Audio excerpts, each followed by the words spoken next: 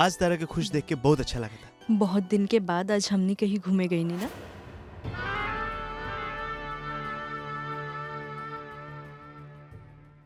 भाभी इधर आई ना। हाँ आवता नहीं।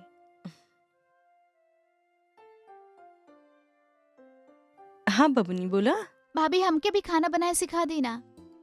ठीक बा, अभी तो सब्जी काटत तारू, धीरे धीरे खाना बनावल भी सीख जाइबू।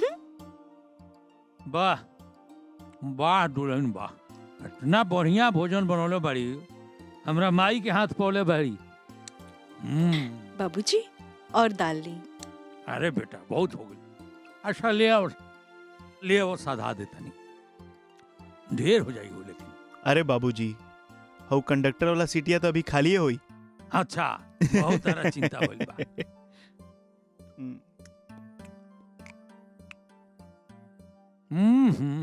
वाह वाह वाह।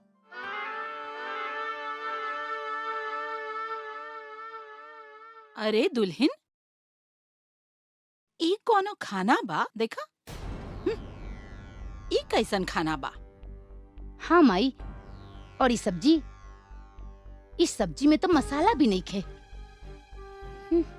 तेलो नहीं खे, गरीब जैसन खाना बनौले बिया। का माई छोटकी भाभी इतना अच्छा खाना बनौले बड़ी, फिर भी रुआ उनकर बुराई करता नहीं। भाभी खाना बहुत बढ़िया बा।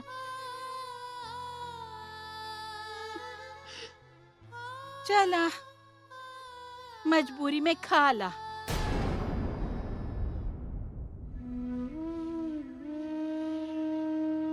अरे केहू बा, खाना खियादा, भूख लागल बा। अरे केहू बा।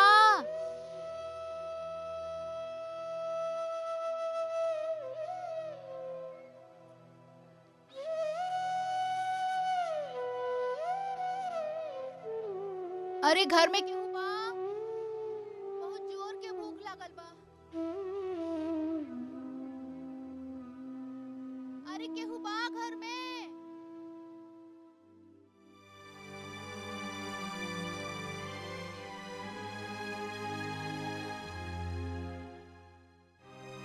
बैठी बैठी, हाँ। खाना खा ली।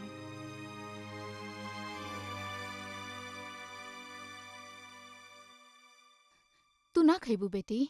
रवा खा ली, हमार पेट छठी मैया भर दी है।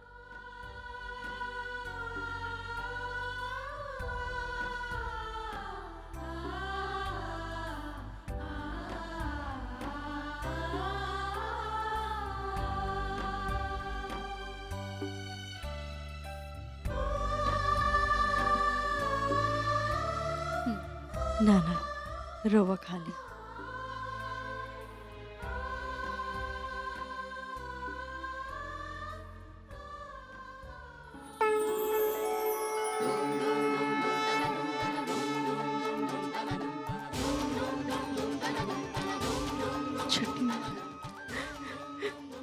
छठी मैया प्रणाम। हे छठी मैया। यही सच्चा दान होता है पुत्री। जो आवश्यकता से ज्यादा रहने पर दे उसे दान कहते हैं, किंतु जो अपनी जरूरत का त्याग करके दे उसे महादान कहते हैं। और तुमने तो महादान किया है, किसी की आत्मा को तृप्त किया है, हम पर विश्वास करके। तुम धन्य हो, सदा सुखी रहो, तुम्हारा कभी बुरा नहीं होगा। जय छठी मैया।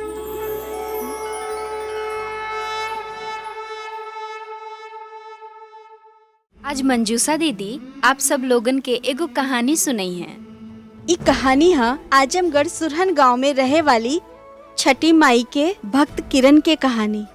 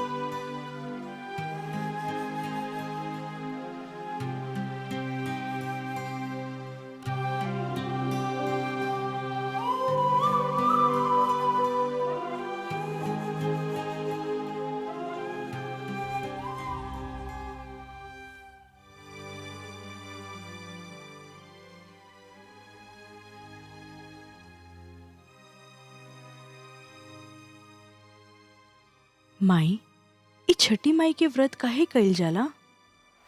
छठ व्रत के महिमा अपरंपार बा बेटी। ओ कमलिया के ही देखला, ओकरा ससुराल वाला सब ओकरा बाज बाज कह के घर से ही निकाल देले रहले। ओकरे बाद उहे कमलिया छठ व्रत रख ली। आज ओकर दू गो बच्चा बा। अब हमरा ही देखला, हमरा के तू छठ व्रत के कारण ही मिलने बाड़ू। माई का हमऊ छठ व्रत कर सकेनी? जरूर कर सकेलू बेटी, लेकिन तोहार बियाह होके के बाद। ई व्रत सिर्फ सुहागन औरत ही कर सकेली। ठीक बा, फिर हमऊ करब जब हम ससुराल चल जाई। हाँ बेटी। छुटकी दुल्हन,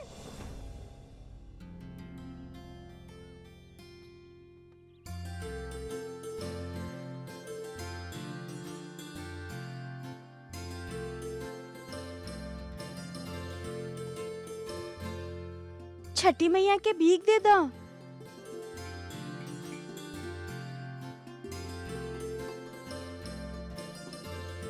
छठी मैया के भीख दे दो।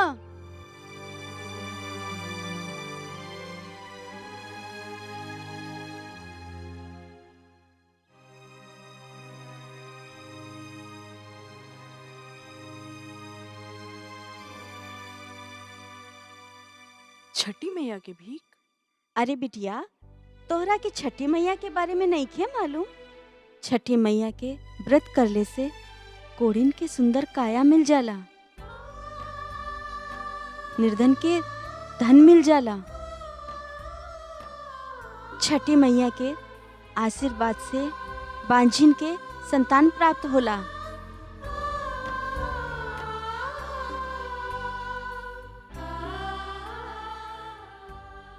जय छठी मैया।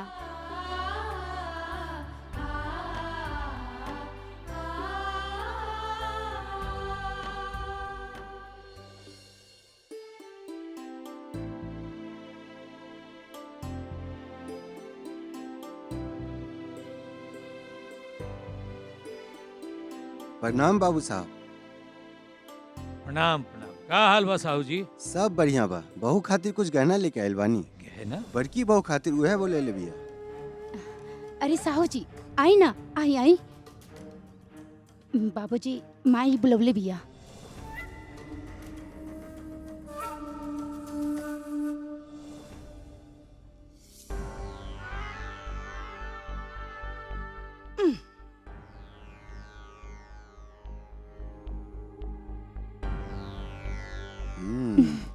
कैसन बा माँ जी? ई निमन बा। ठीक बा ना? हाँ, अगर पसंद बा त रख ला। हाँ माँ जी, दोनों ले रहल बानी। ठीक लागता? हाँ, रख ली। माई ई कंगन हमरा पसंद बा, हम ले ली? ना, जब तोहार बियाह होखी तब देब, अभी रख दा। माँ जी, देखी कितना सुंदर लग रहल बा। वाह, ई त ओकरा से भी निमन बा। भाभी भाभी भाभी देखी ना, नीचे गहना वाला आइल बा। एगो कंगन हमरा पसंद आइल, बाकी माई लेवे ना देली। उदास मत हुआ। अरे अभी तोहार उम्र तो पढ़ाई लिखाई के बा, है ना? जब तोहार बियाह होखे तब तोहरा के मिल जाए। भाभी आप भी जा पढ़ाई करा।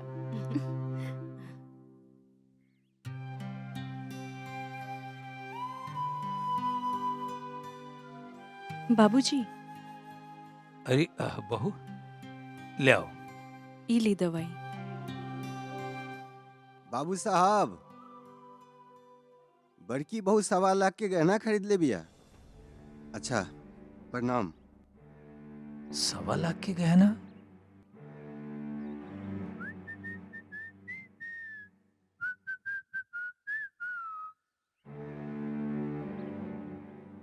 किरण, किरण, किरण, जल्दी आओ यार, कहाँ बाड़ू?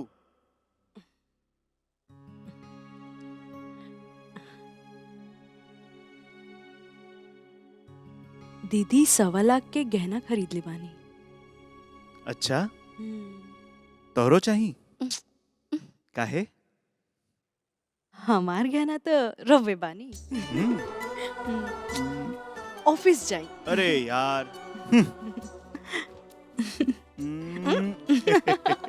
चला शाम क्या होता है।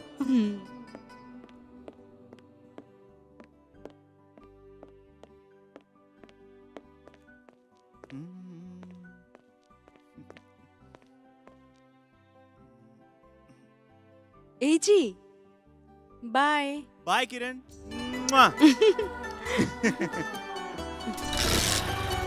By by.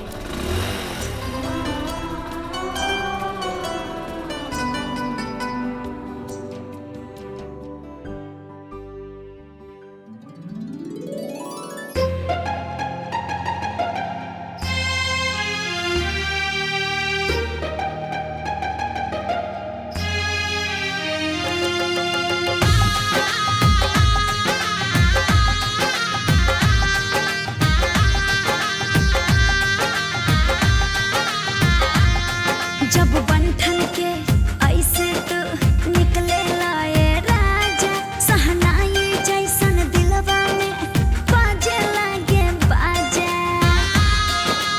ए जब बंधन के ऐसे तो निकले लाए राजा, सहनाई जैसन दिलवा में बाजे लागे बाजा। जब पीछे मुड़ के देखेला लागे कालू कहो। देखी जब धनिया रूप चुनमुनिया, मिलेला नैना के सुख हो।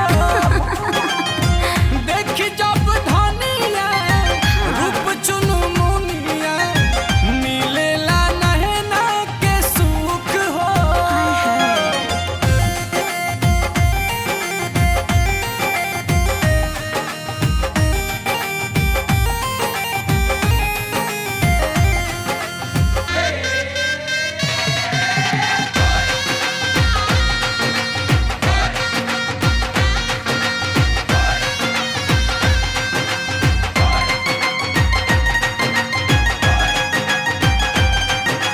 प्यार के ऐसन मंत्र तू हमरा पे चलैलो, धड़कत जियरा धड़के लागल ऐसन रोग धरैलो।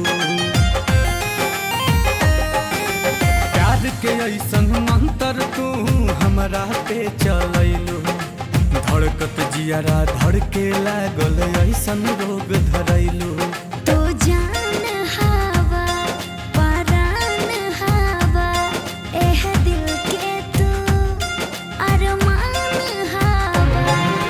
तोहरे प्यार के सैया बाटे दिल के भूख हो। देखी जब धनिया रूप चुनमुनिया, मिलेला नैना के सुख हो। सही में देखी जब धनिया रूप चुनमुनिया, मिलेला नैना के सुख हो। पागल।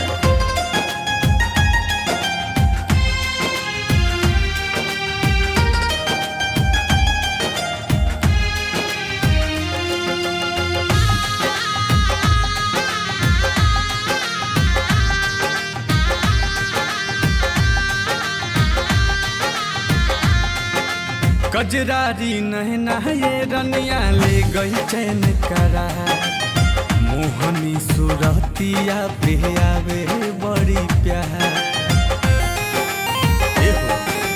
कजरारी नैना ये रनिया ले गई चैन करा, मोहनी सुरतिया पे आवे बड़ी प्यार। एकरे जाह दिल दे जाह, दुल्हन बन के घर ले जा।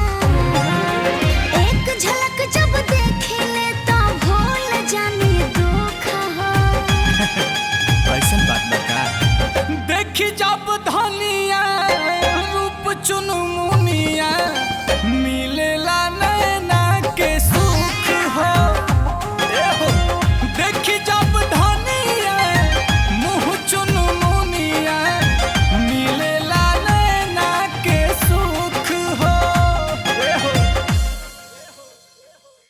महारानी, यहाँ छत पे खड़ा होके का कर रहल बाड़ू? कुछ ना। अगर नैन मटक्का हो गई होके त घर का कुछ काम करला। हाँ चला।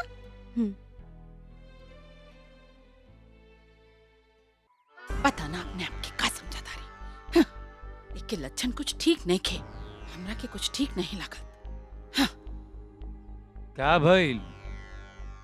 भइल ना, जब हो जाई ना तब पता चली। मतलब तो हर छुटकी भाव के लक्षण ठीक नहीं खे लागत। हाँ काहे बेचारी के पीछे पड़ल रहेलू? हैं? अरे जब से आयल बिया घर के काम हुए से हमारा तिया, और जब देखा तब ओकरा पीछे पड़ल रहता रू। अच्छा ये बताओ, ई बड़की बहू के गहना खरीदे खातिर 1.25 लाख कहाँ से आइल है? हम मांगता नहीं तो घर में पैसे नहीं खे, आ गहना खरीदे खातिर पैसे कहाँ से आ गइल? एकर मतलब किरण आग लगल बिया। अरे तारा से पूछा था नहीं, जवाब दे बू। एजा बैठी और सोची, जवाब खुद मिल जाई। ए यही जा बैठी आ सोची, जवाब खुदे मिल जाए। यार हमार तो घर में कुछ चलते नहीं क्या, बैठी या सोची।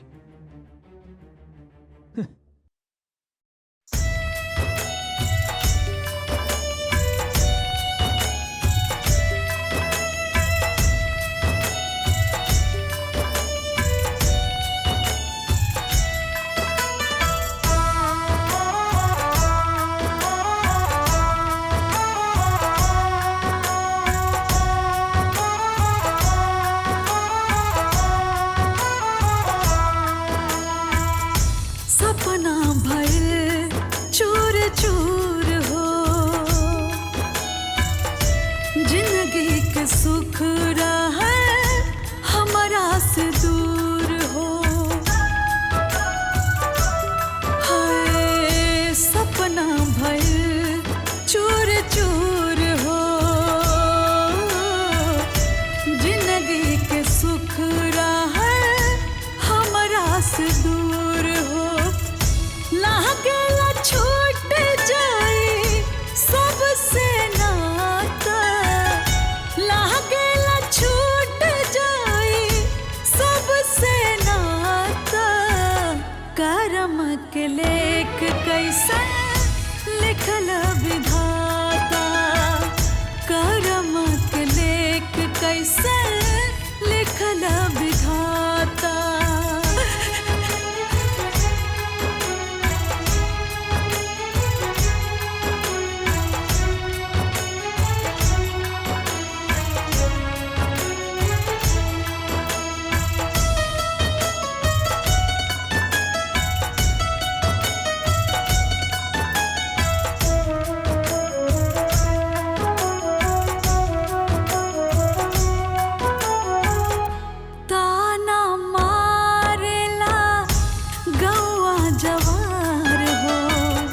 अखियाँ से बहेला लोरवा के धार हो,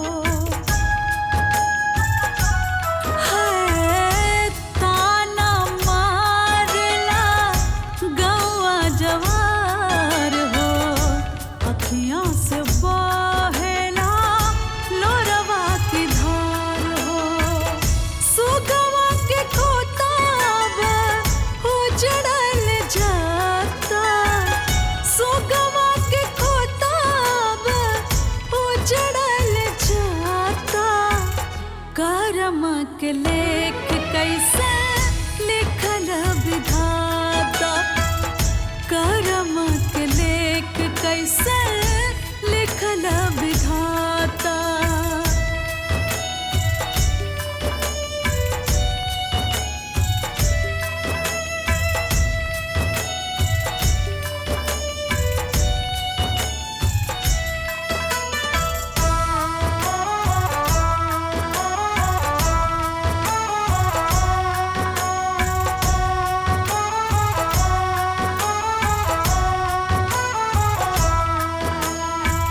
बचपन से दुख अब कतना सही से जाके आपन दुखवा कही हो। है बचपन से दुख अब कतना सही हो, के करा से जाके आपन दुखवा कही हो। बेटी के दुख काहे बुझला न दाता, बेटी के दुख काहे बुझला न दाता। कर्म के लेख कैसे लिखल विधाता, कर्म के लेख कैसे लिखल विधाता।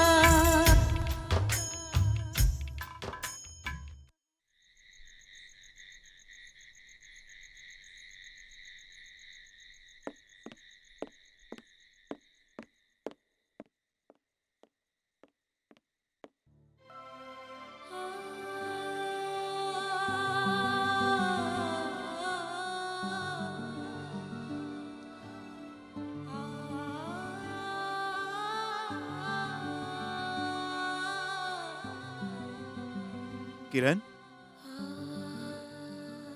किरण, किरण, का भाई? कुछ ना। अरे कुछ ना मतलब भइल का बा? आज बहुत काम रहल ह, पूरा दिन काम करके बहुत थक गईनी ह। रुका, हम अभी माँ से बात करते ए हैं। जी रुकी ना, माई बिया जाई दी, रवा फ्रेश हो जाई, हम चाय लेके आवतानी।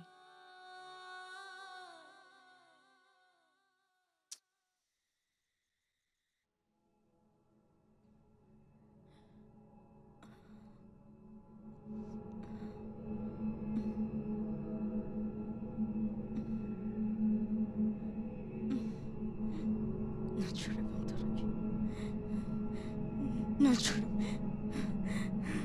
ना छोड़।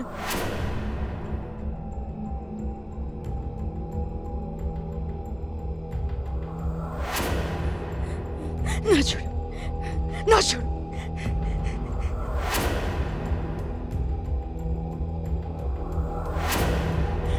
ना छोड़, ना छोड़, ना छोड़, ना छोड़। किरण, किरण, किरण, ना छोड़, ना छोड़, किरण, ना छोड़। किरण।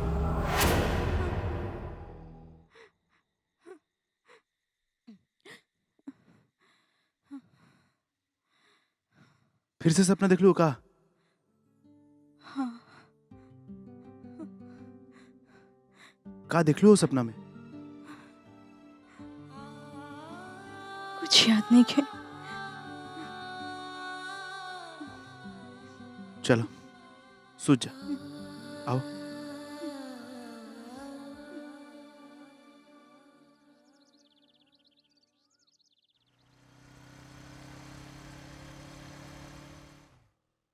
देखा दुल्हन, तू इतना दान दहेज लेके आइलू, हमार छाती खुशी से जुड़ा गई।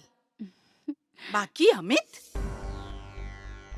वो किरण से लव मैरिज कई के हमार अरमान पे पानी फेर देलस। अरे सासू माई, रउआ एक बार हाँ तो बोली, देवर जी के दोसर बियाह करवा दे। हाँ? लेकिन शादी करे खातिर उ तैयार होखियन तब ना। अरे दुल्हन, ओकर फिकर छोड़ दा, तू लड़की देखे के तैयारी करा, बाकी हम सब संभाल ले। पक्का? ठीक बा, अभी हम फोन लगा बतानी।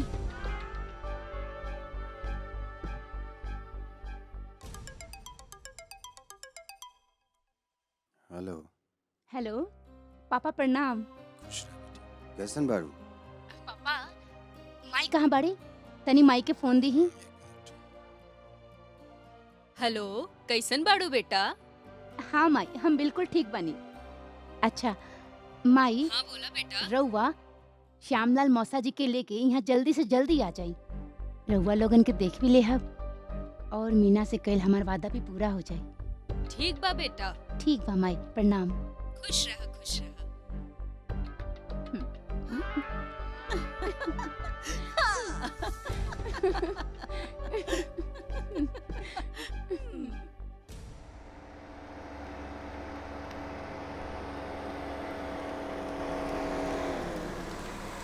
बॉस आवते हो क्या? लो आइए कोई नहीं। जाओ हाँ लिया जाओ। रखो बेटा। प्रणाम प्रणाम।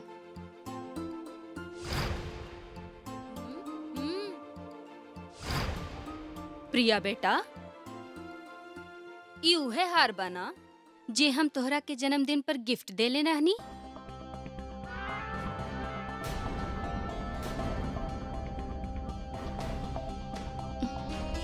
और हाँ, ये साड़ी भी हुए है ना जौन हम तोहरा के कलकत्ता से लाके देले रहनी।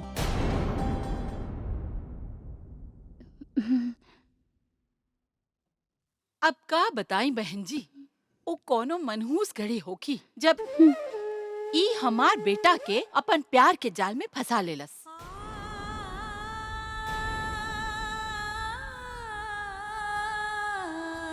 ई त हमार घर के लायक नहीं खे, हमार खानदान के लायक नहीं खे, हमार बेटा के लायक नहीं खे, न दान न दहेज।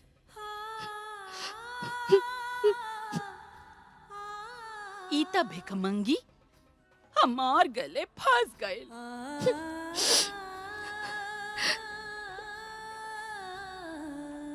अब बताई हम का करी? ई गरीब लोग ऐसे नहीं होला। हमरो अपना बेटा के बराबर के खानदान में रिश्ता जोड़े के बा।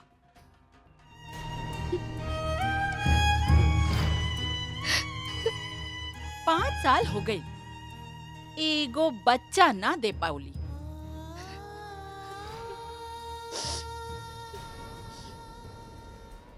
हमू चाहता नहीं कि हमार खानदान बढ़े। किरण भी यह चाहतिया।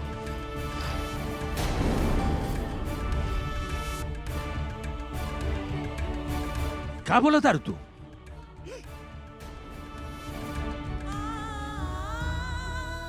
ए माई, श्यामलाल मौसा जी तो आज भी राजी बारन अपन बेटी मीना के बियाह देवर जी के साथे करे खातिर। हम तैयार बनी।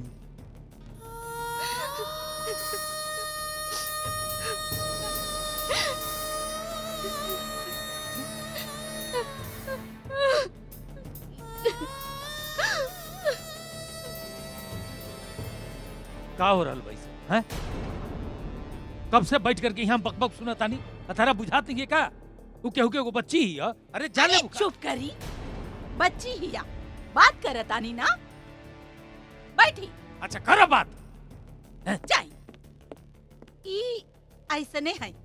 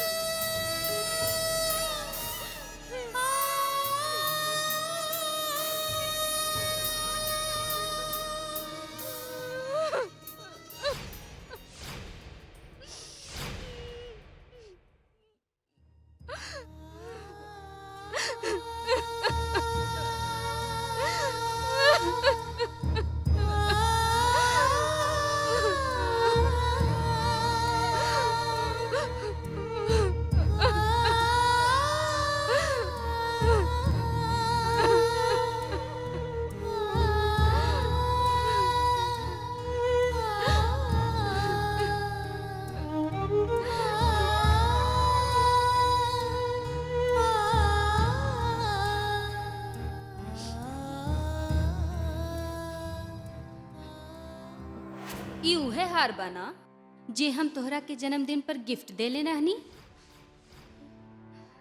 और हाँ, ये साड़ी भी हुए है ना जौन हम तोहरा के कलकत्ता से लाके देले रहनी।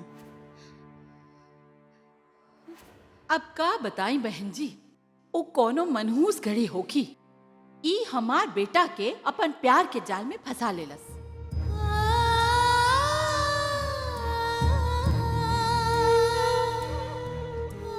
पाँच साल हो गए, एगो बच्चा ना दे पाउली।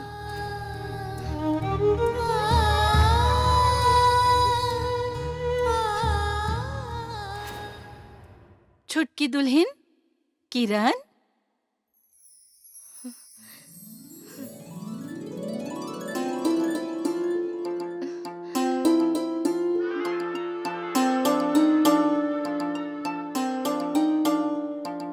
किरण, काल हमार माई बाबूजी आ रहल बाड़े, यही से ई कपड़ा और गहना पहन के तो उनके सामने आई है, काहे कि उनका के ना लगे के चाहिए ना कि तोरा पास ई सब नहीं खे।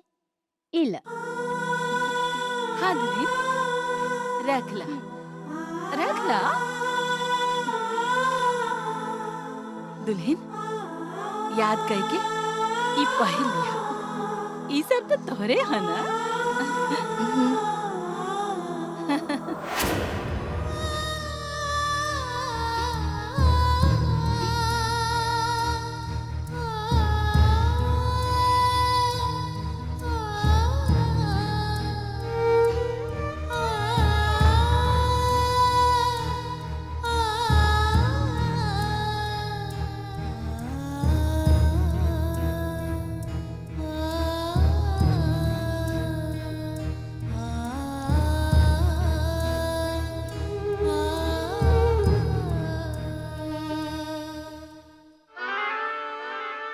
अरे दुल्हन, तोहर मौसा जी तो तोहर माई बाबूजी के साथ चल गई।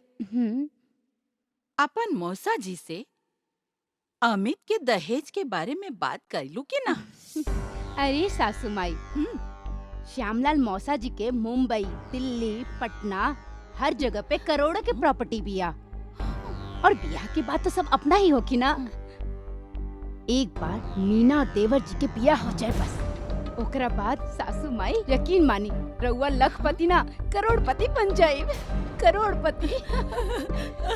अरे तू ही तो हमार लक्ष्मी दुल्हन बाड़ू। हाँ, कहाँ तू, कहाँ वो छठी मैया के पुजारिन।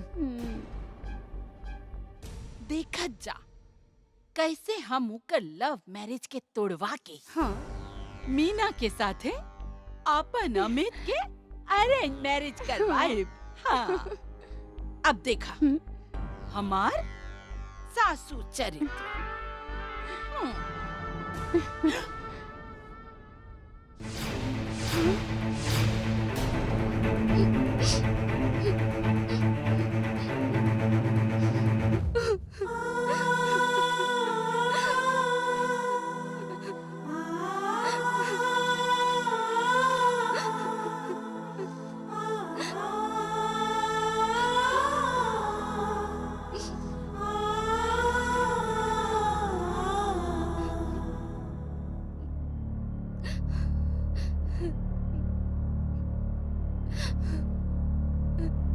छठी मैया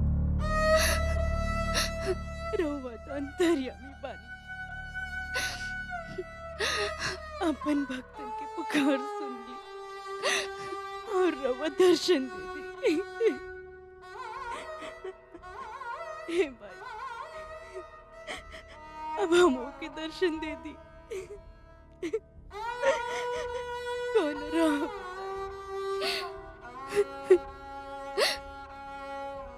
हम दहेज के पीछे चढ़ जाए। हमार रक्षा करी, हमार रक्षा करी माई, हमरा दर्शन दे दी।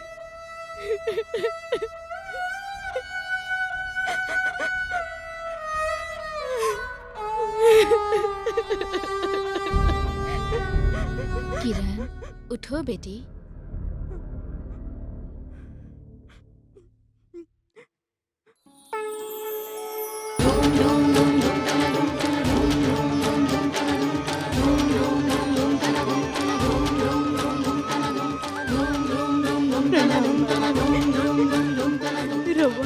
दर्शन दे। सौभाग्यवती बेटी, मैं तो स्वयं प्रेम की भूखी हूँ, और तुमने हमें इतने प्रेम से पुकारा तो तुम्हें दर्शन कैसे नहीं देती। हे छठी माई, हम का करें? हमार सासू माँ हमके दहेज के लालच में हमरा के हमार पति से अलग करे के चाहता नहीं।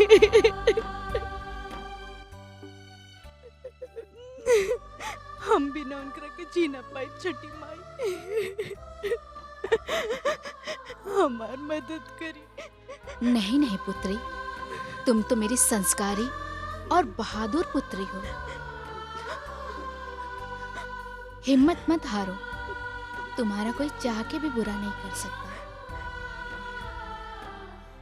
कर्म करो और फल की चिंता छोड़ दो। हम पे अपनी आस्था बनाए रखो, सदा सुखी रहो।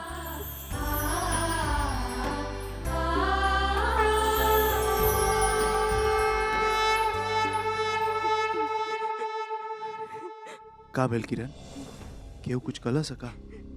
कुछ ना, बस माई की याद आ गई।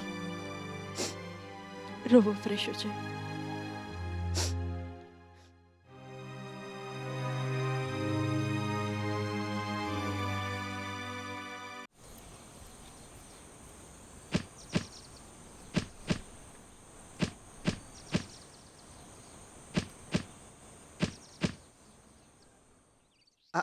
आशिकी में तेरी जान जाएगी मेरी। का हो फुलवा रानी, जब से शारदा बाबू के घर से तोहर काम छुटल हो ना, तब से हमार भाग्य जाग गई। काहे ना सिकहर टूट बिलरिया के भाग से। मतलब तो के पता बा, शारदा बाबू के घर के सब काम छोटकी बहुरिया कर रहल बिया, वही खातिर हमरा के घर से निकाल दिया। ये तो खुशी के बात बा। हाय रे हमर कमरिया। का भेल ए फुलवा रानी, का भेल? लाओ हमरा के कपड़ा। ई कपड़ा का करबा? उहे जंतु करत तारे। हम ना चाहत कि तोहर कपड़ा धो धो कमर दर्द करे। ना ना रहे दो। लाओ ना, हम धो ना देते। ना रहे दो। अरे पगली लाओ ना। तल्ला हम कपड़ा धोए में एक्सपर्ट बानी। स्विमिंग पूल के सामने कपड़ा धोए के मजे कुछ और बा। तल्ला और इहो धो दो। लहरिया लुटाए राजा, तू ऐसा मेरे साथे रहबू ना तो 2-4 गट्ठर हम डेली धुल के चल जाए। तब बढ़िया बात तू टुकुर टुकुर देखा हम कपड़ा धोतानी, तू टुकुर टुकुर देखा हम कपड़ा धोतानी। किसके लिए का कर लो। बाबूजी ला ला ला कपड़ा ला, गलत टाइम पे तोर बाप भी आ गई। आई ससुर जी। अरे फुलवा बिटिया। हाँ बाबूजी। सब कपड़वा धो के हो गईल? हाँ बाबूजी। अरे ई के हो? ई कमलिया के माई बिया। बड़की भौजी। हाँ। प्रणाम भौजी। जड़ुए बिटिया पैदा है बाबू। अरे घुंघटा वाली भौजी। खुश रही। अरे प्रणाम भौजी। अरे घुंघटा वाली भौजी। आई भौजी।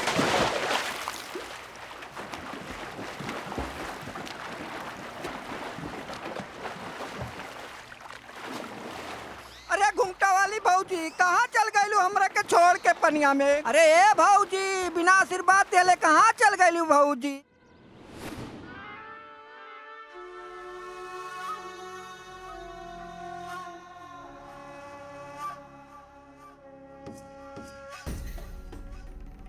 माँ, हमके बुलेलू हूँ? आई गुड्डा संगे काय खेलो तरु? आए? का करी बेटा, तू बांझ मेहरारू के ला के रख लेला। 5 साल हो गए ओकरा के, अब तक ओकरा दूबो न जमल। ता हम ही गुड्डा के साथ खेल के मन बहलावतानी। अरे ऐसे काहे कह तरु? तारा लइका खिलावे के इतने शौक बा तो हम अनाथ आश्रम से एगो लइका गोद ले लेता नहीं? ना, हमरा के आश्रम के ना, हमरा के हमार खानदान के पोता चाहिए। देखा अमित, बहुत हो गए। अगर तू हमरा के ई साल पोता न देला ना तो हमार अर्थी उठावे खातिर तैयार रहिया। ई का कहत रू माँ? हम सच कहतानी। अरे ई बात तो छुटकी दुल्हन भी मान गई। वो ब्याह खातिर तैयार बिया। ई ना हो सकेला। किरण हमार प्यार बिया। अरे हम तोहरे प्यार के खातिर 5 साल इंतजार कैले बानी, अब और इंतजार ना करब। देखा अमित, अब तोहार ब्याह मीना से ही होई। 1 साल के भीतर हमरा के एक पोता मिल जाई। जा आराम करा, याद रखिया पोता दहेज वाली बहू या हमारा अर्थी।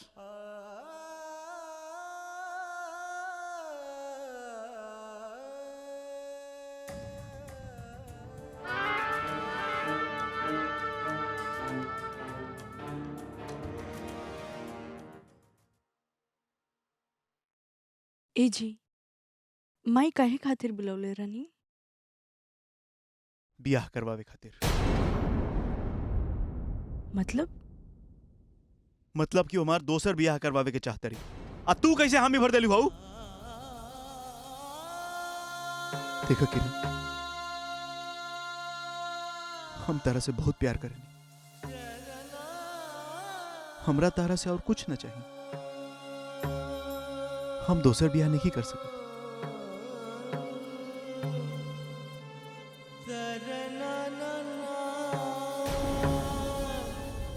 किरण, अरे दीदी। अरे भाभी। आई दीदी। अरे देवर जी, सॉरी डिस्टर्ब तो ना कहीं ना? ना ना, कोनो बात नहीं के। अरे किरण, का बताई, हमरा सर में बहुत जोर से दर्द हो रहल बा। पिंकी जब से पैदा भइल बा ना, तब से का बताई, ई मर्द लोग तो ऐसे ही होला। तनी मसाज कर दा। ठीक बा दीदी, रोवा बैठी, हम मसाज कर देता नहीं। ठीक बा भाभी, हम आवत नहीं। बहुत दर्द हो रहल बा किरण। कोनो बात ना दीदी, छठी मैया सब ठीक कर दी है। चुपचाप मसाज कर दा। और ये छठी वटी मैया के नाम मतला, हमके इस सब पे विश्वास नहीं खे। ठीक बा। आहा, कितना बढ़िया मसाज करेलू किरण तू।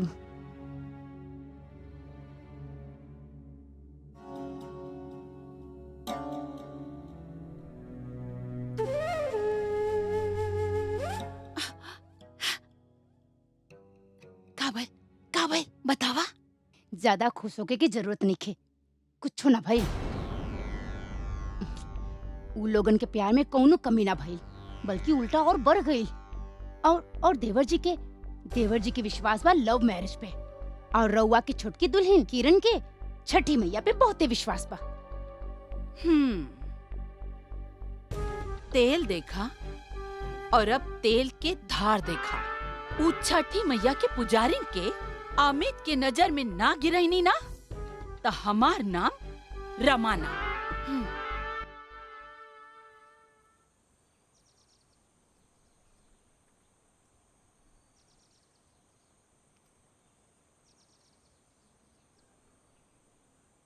अरे दुल्हन किरण,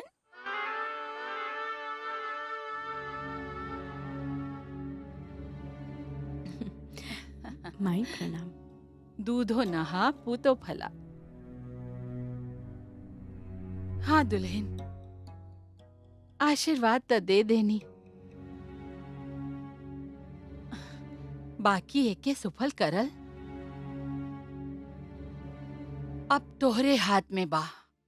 हमरे हाथ में? माई है ना, एगो मन करा था कि अमित के दूसर ब्याह करा दी। दूसर मन करा था कि तोहनी के प्यार के जिंदा रख के तोहर कोक जगवा दी। बाकी बड़ा मुश्किल बा दुल्हन, कोक जगावल। बहुत त्याग बा छठी मैया के व्रत रखला में। बताई माई, हम अपन कोक जगावे खातिर हर त्याग करब। रवा बताई हमरा के का करे के पड़ी? अब तू इतना कहतारू तब बतावतानी। अगले छठी मैया के व्रत आवे तक तो के अमित से दूर रह के पड़ी। कर सकबू? ना हो सकी। आज के लड़का लोग ना मनी है। हम मनाए बुनकरा के छठी मैया के व्रत रखला तक रउआ हम पे विश्वास करी।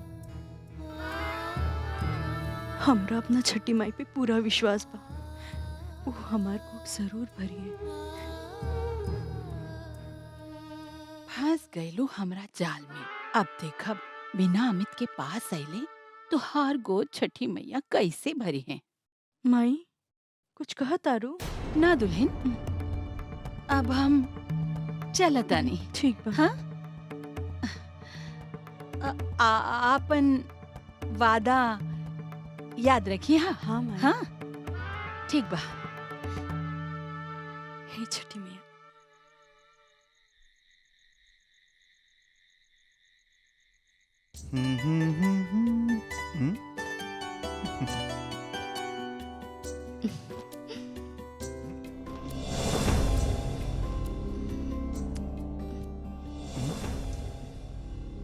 का भइल? हम देखत तनी कुछ दिन से तू हमरा के अपना आप से दूर रखत तारू। का अब हमरा से प्यार नहीं खे? बा प्यार रउआ से, बाकी अभी ई प्यार हम केहू और खातिर जगवले बानी। केहू और खातिर? के हो? समय आइला पे बताई।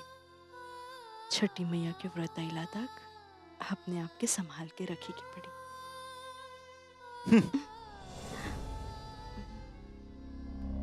ए जी सुनी ना, सुनी ना। रवा बुरा मान गई नी, सुनी ना। ए जी सुनी ना। आज संडे बा, रवा मूड ऑफ ना करी। हमने के कहीं घूमे के लिए चली। वैसे भी कुछ काम बा हमरा। घूमे? जब देखा तब किरण के तरफदारी करत रहनी। अब का हो गइल भाई? अब का हो गइल? अरे ओकरा के माथे पे चढ़ा के रख ले बानी। बाबूजी, हाँ बेटा। आज इतवार बा, हमार ऑफिस के भी छुट्टी बा, तो हम सोचत रहनी है कि किरण के कहीं घुमा ले आई। बहुत दिन से उनकरा कहीं घुमौले भी नहीं की, आ उनकरा कुछ काम भी रहे। अच्छा ठीक बा, आराम से जहो लो, जा घुमा के ले आवा। ठीक बा, चलो हो। लइका वसन खाली घर में रहला से ओकनी के मन लागी।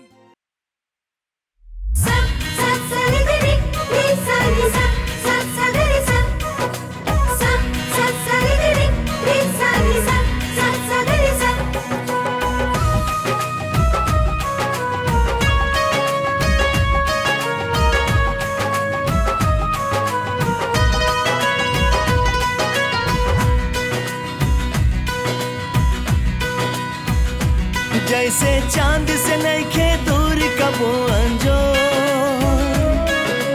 पंख बिना ना सोबे कबहू मोर। हो जैसे चांद से नइखे दूर कबो अंजो, पंख बिना ना सोबे कबहू मोर। असही हंसी तोहर चेहरा के कमी बुझाला, हंसलू तला के लागी फूल झर जाला। हंसलू तला के लागी फूल झर जाला। हंसलू तला के लागी फूल झर जाला।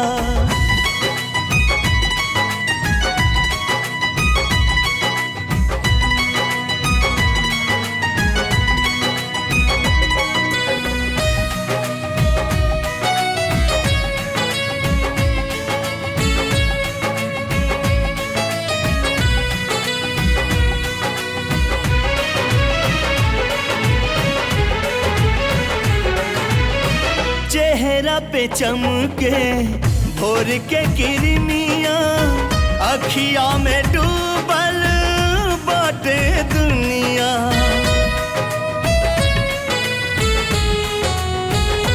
हो चेहरा पे चमके भोर के किरनिया, अखिया में डूबल बाटे दुनिया।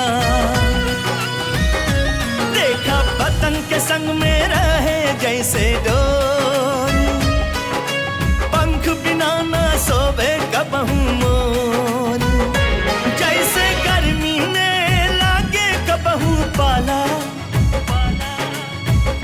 हंसलू त लागेला कि फूल झरी जाला, हंसलू त लागेला कि फूल झरी जाला, हंसलू त लागेला कि फूल झरी जाला।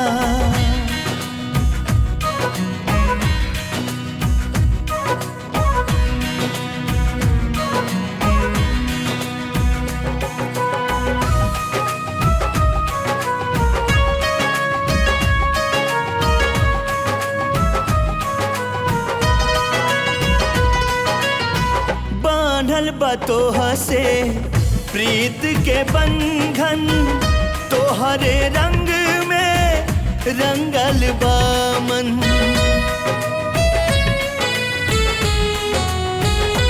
ओ बांधल बा तोह से प्रीत के बंधन, तोहरे रंग में रंगल बा मन।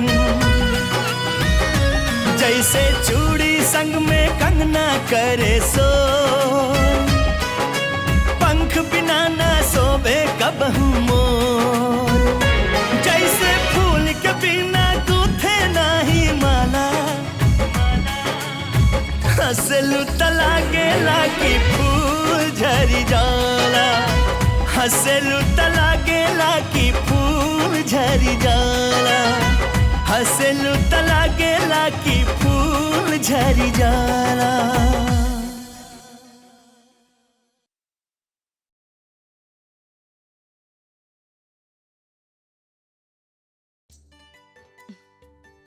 आज तारा के खुश देख के बहुत अच्छा लगा था। बहुत दिन के बाद आज हमने कहीं घूमे गई नहीं ना।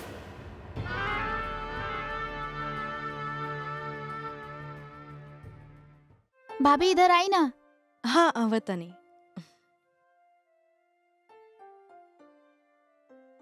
हाँ बबुनी बोला। भाभी हमके भी खाना बनाए सिखा दी ना। ठीक बा, अभी तो सब्जी काटत तारू, धीरे धीरे खाना बनावल भी सीख जाए। वाह वाह दुल्हन वाह, इतना बढ़िया भोजन बनौले बड़ी, हमरा माई के हाथ पौले बड़ी। बाबूजी और दाल ली। अरे बेटा बहुत हो गई।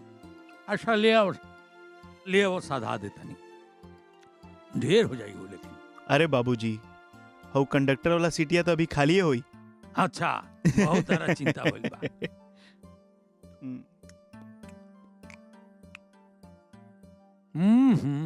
वाह वाह वाह।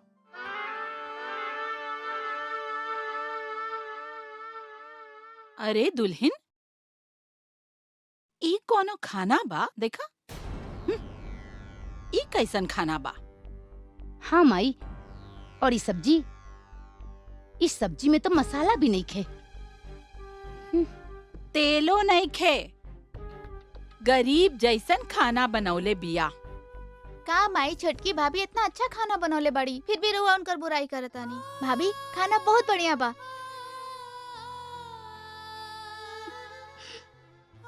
चला मजबूरी में खा ला।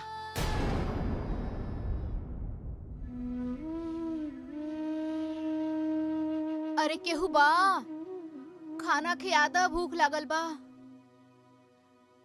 अरे केहू बा।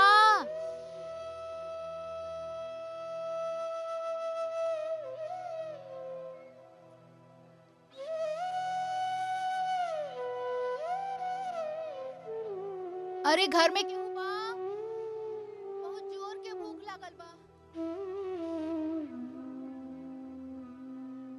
अरे केहू बा घर में।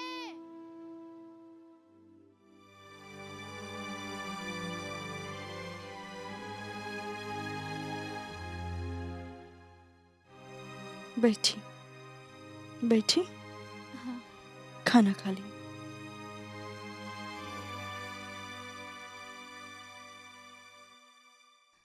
तू ना खइबू बेटी? रवा खा ली, हमार पेट छठी मैया भर दी है।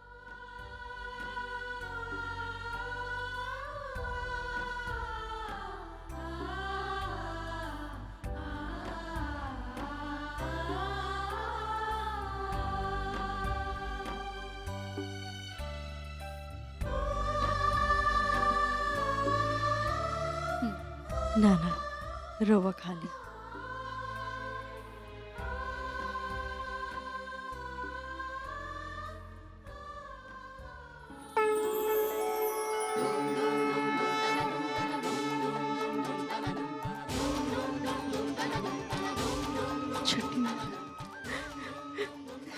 छठी मैया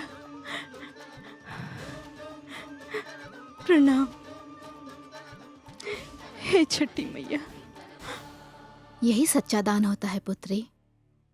जो आवश्यकता से ज्यादा रहने पर दे उसे दान कहते हैं, किंतु जो अपनी जरूरत का त्याग करके दे उसे महादान कहते हैं। और तुमने तो महादान किया है, किसी की आत्मा को तृप्त किया है हम पर विश्वास करके। तुम धन्य हो, सदा सुखी रहो, तुम्हारा कभी बुरा नहीं होगा। जय छठी मैया।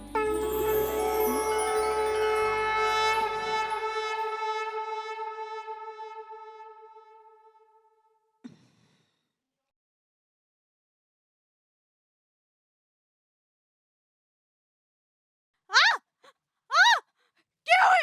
छोड़ो हमरा के। बचा बचा। अरे हाँ, अरे हाँ, लड़का के रहला बहू?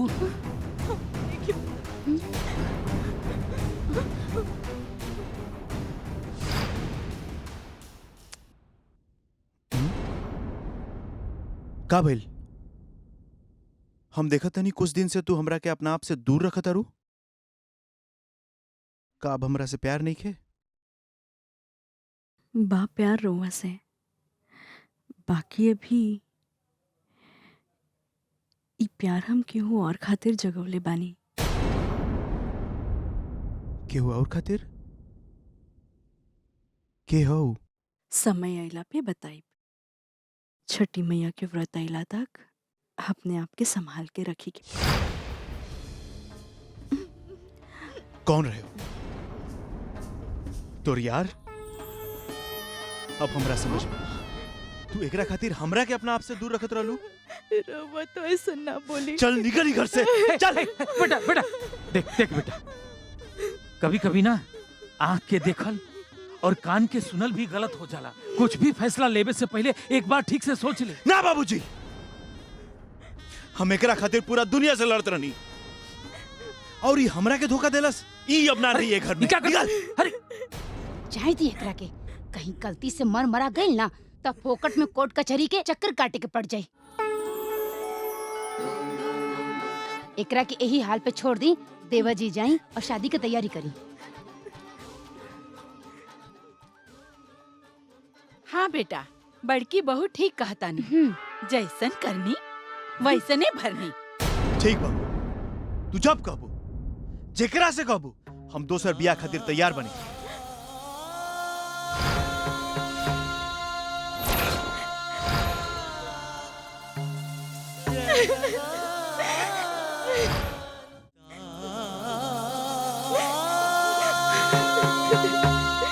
अब तक तो हमार सासू माँ जेठानी हमरा से नफरत करत रहनी, हमरा के घर से भगावे की चाहत रहनी। आज तो हम हमरा पति के नजर में भी गिर गए। जब हमार प्यारे ना रहा तब हम जी के का कर।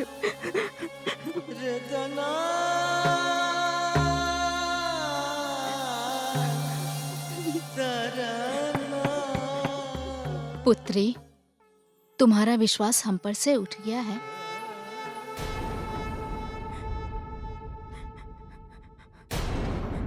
ना माई, राउर पर से तो हमार भरोसा कबो ना उठी। माई, हम तो ये मीठी छुरी दो मुही बात के जाल में फंस के ठगा गई नहीं माई।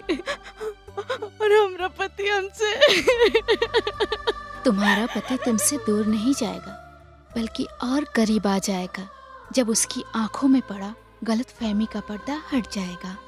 कैसे पर्दा हटी माई? जब हमार सासू माई और जेठानी हमरा बीच में गलतफहमी पैदा कर देनी। हम पर विश्वास है ना? हाँ माई। तो हमें वचन दो कि हिम्मत कभी नहीं हारोगी। वचन देता नहीं।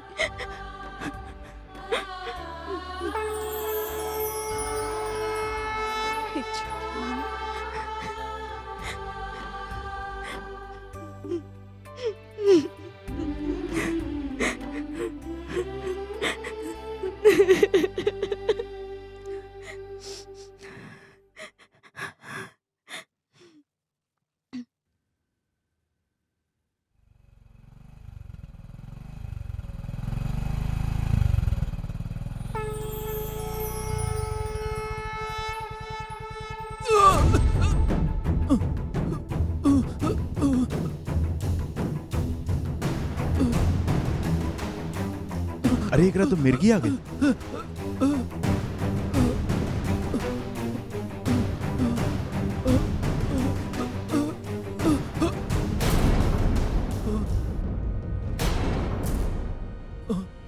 तू ए रुक।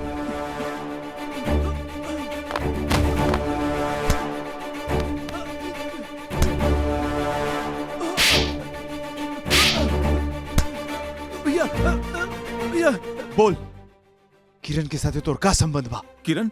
कौन किरण? हम केहू किरण के ना जानिला। बोल, ओ दिन ते काहे खातिर आइल रहले?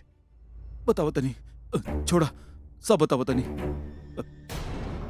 भैया हमके पैसा मिलल रहे और जोन जोन करे के काहेल रहे हम सब कही नहीं। बाकी वो दिन जब घरे आई नी और वो औरत के हाथ पकड़नी तो हमके करंट लागल। पतिव्रत शक्ति के बारे में सुन ले तो रहनी, लेकिन वो दिन पहली बार देखनी। ई सब करे खातिर तोरा से के कहले रहे? वो हम ना बता सकीले। हमा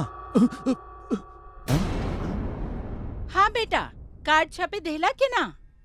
ना माँ, अब वो कार्ड ना छपी। काहे? काहे कि छठी मिया के आशीर्वाद से हमार आंख खुल गई बा। माँ, जेकरा के हम कुलटा, कुलक्षणी, धोखेबाज और चरित्रहीन समझत रहनी हा, उस सही में एगो पतिव्रता और छठी मिया के असली पुजारिन बिया। ई तहरा से के कहलस? ऊ है जौन हमरा आ किरण के बीच में गलत फहमी पैदा कैले रहे। ऊ कहाँ बिया? होकरा के तो हम पकड़ ले रहनी हा। का बतौलस? तहरा के केकरा पे शक बा? अफसोस के ये बात बा माँ, वो बादशाह के नाम बतावाइला रहे कि वो केकर प्यादा रहे, तब तक वो भाग गई। लेकिन माँ, हमार मानी तो रउआ ई दोसर बियाह और दहेज के लालच छोड़ दी, काहे कि हम दोसर बियाह नहीं कर सकत। प्रणाम।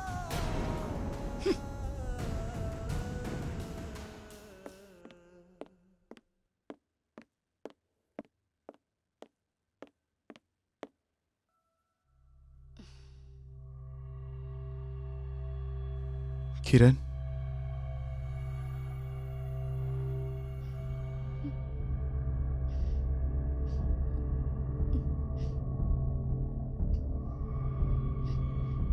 किरण,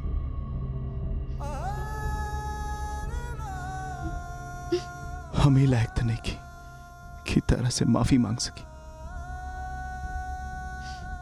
का तू हमरा के माफ कर सकेलू?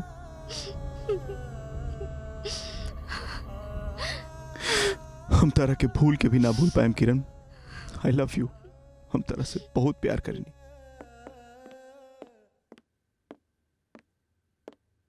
बाबूजी, माई, बाबूजी। अरे सुमित, प्रणाम बाबूजी। खुश रह बेटा। कैसन बड़ा बाबूजी? अरे एकदम फर्स्ट क्लास बेटा। और बतावा कैसन चला था तोहर काम? तोहरे आशीर्वाद से बहुत बढ़िया चला था। ये बेर हमरा विदेश जाए के भी मौका मिल रहा बा बाबूजी। अरे वाह, माई। बहुत बढ़िया। अरे लो, आ सुमित, गई तोहर माई। प्रणाम माई। खुश रह, जीता रहा। ठीक बाड़ू? हाँ बबुआ। हाँ, खुश रह, खुश रह, खुश रह। अरे हमार बबुआ एकदम दुबरा गई। हाँ, शहर में खाना पीना मिलत रही कि ना? अरे माई, एकरा के दुबराइल ना कहल जाला, एकरा के डाइटिंग कहल जाला, डाइटिंग। समझ लो माई। हाई फोन कर करके ना हमार कान पका देला सा। फोन चाहिए फोन। आइला तोहार कंप्लेन दूर। थैंक यू ठीक बा ना? भैया। व्हाट्सएप मत चलाई है भैया। का हाल बा बाबू? मस्त भैया, मस्त नौकरी लग गई। बहुत बढ़िया बा, बहुत बढ़िया। चला तू आराम करा, हम ऑफिस जाके आओ तनी। काहे खातिर आ रहा? तू जा, लौट के आवो, ओकरे बाद ढेर सारा बात कही जाई। शाम के मिले। शाम चल। चला। निकला तनी बाबूजी। चल हाँ। तनी माँ। ठीक बा बबुआ। ओके बाबूजी। बाय। हम आराम हाँ कर बेटा, जाते हैं। आराम करो। प्रिया कहाँ बड़ी? ऊपर। बाबूजी हम जाते हैं। ठीक बा। अच्छा माई।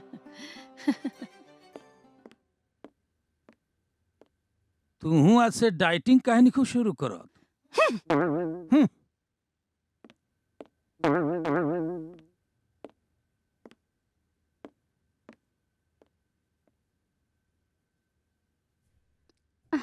अरे रहुआ आ गई नी? आ गई नी। कैसन बाड़ू? हम ठीक बानी। रहुआ बताएं कैसन बानी? बिल्कुल बढ़िया। और सब बढ़िया, लेकिन आवे में कोनो तकलीफ तो ना भइल ना? बिल्कुल ना भाई। और बतावा। हाँ। बहुत सुंदर लगत पड़ी। एमे नया बात कौन सा बा? हम तो बचपने से सुंदर बानी। नया बात नहीं खे, लेकिन तू सुंदर लगत बड़ू तो हम बतावो तनी। हैं? अच्छा एगो काम करा, आपन आँख बंद करा। काहे? आँख तो बंद करा। काहे पहले बताई। ओहो, आँख बंद करा। अच्छा ठीक बा। खोलिहा मत। अब खोली? अब खोला।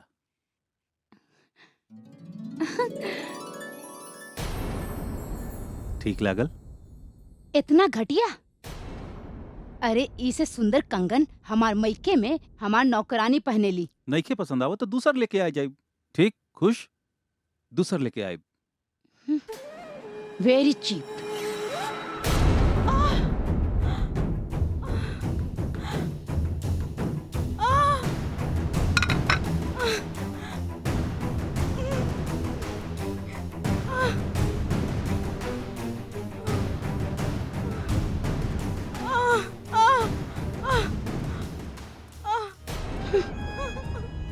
भाभी, भाभी का भइल? का भेल बहू? वो हम चाय लेके आवत रहनी, दीदी जेठ जी पे कंगन फेंकनी, वो हमके लग गई।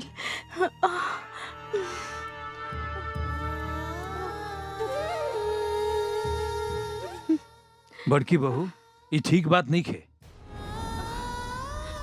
अब हमके का मालूम रहे कि छोटकी दुल्हन हमार जासूसी कर रहल बाड़ी। चला लोग, एमे बड़की दुल्हन के कोनो कसूर नहीं खे। ए छुटकी दुल्हन हेने होने घूमती सारा दिन। अच्छा, अब इनका एक अस्पताल ले चलो। ना, हम हल्दी लगा ले, छठी मैया सब ठीक कर दी है। रिया, ले जा इनका के। चली भाभी। का भइल? कुछ ना, बस ऐसे ही। अरे ऐसे ही मतलब? खून बहाता? वो दीदी से गलती से लग गई।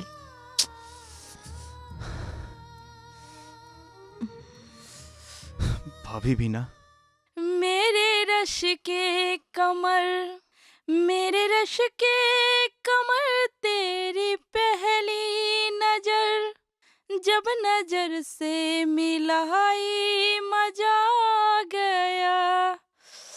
आई हो दादा, इतना कपड़ा प्रेस करे के बाद काश हमरो मर्द होकतन। सुनिए दीवानी, मुझे पहचानी। अरे तू कहाँ बात करते रही है हमार फुलवा रानी? तू बोला कहाँ कहाँ और कब कब करे के बा? अरे फिलहाल तो इतना ही, ग्राहक के कपड़ा है, प्रेस करके देवे के है, बाबूजी आते हुई है।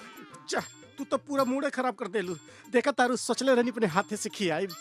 का? नीला ब्रदर्स के ई आइसक्रीम। का? आइसक्रीम है, नीलाभ तिवारी की दुकानी से लाता नी। तू ही खा। अरे तू खा, बैठ के चाटा, हम तुहार सब कपड़ा प्रेस कर दे और फिर कल जाए मूड फ्रेश। ठीक बा, ता कर दो लावा। चटला। चलो तू प्रेस करो। तुझे देखा तो ये जाना सनम, प्यार होता है दीवाना। सनम निक लगता। बहुत बढ़िया बा। नीलाभ तिवारी के दुकान के आइसक्रीम हो तो निके ना लगी। महंगा बा, दुकान है। देर ना हो जाए कहीं, आबू तनी। देर ना हो जाए। बस बस रहे दो, कपड़ा प्रेस करो, रोमांटिक मत बना। अरे बाबूजी, आ गई हमार लव स्टोरी के विलन। चुप जा चुप जा। ओ छठी माई के पूजा नावा करे हो दुनिया। अरे बिटिया। हाँ बाबूजी। कपड़वा सब प्रेस हो गईल? हाँ बाबूजी, सब प्रेस हो गए। सारे ग्राहक के? हाँ बाबूजी। अरे वो बाबू साहब के कपड़वा? हाँ बाबूजी, सब प्रेस हो गए। हो गईल ना? ठीक बा बिटिया। बाबूजी रहुआ बैठी, हम चाय लेके आवा। हाँ जल्दी लावा बिटिया, बहुत ठीक तलब बा। लागल बिया।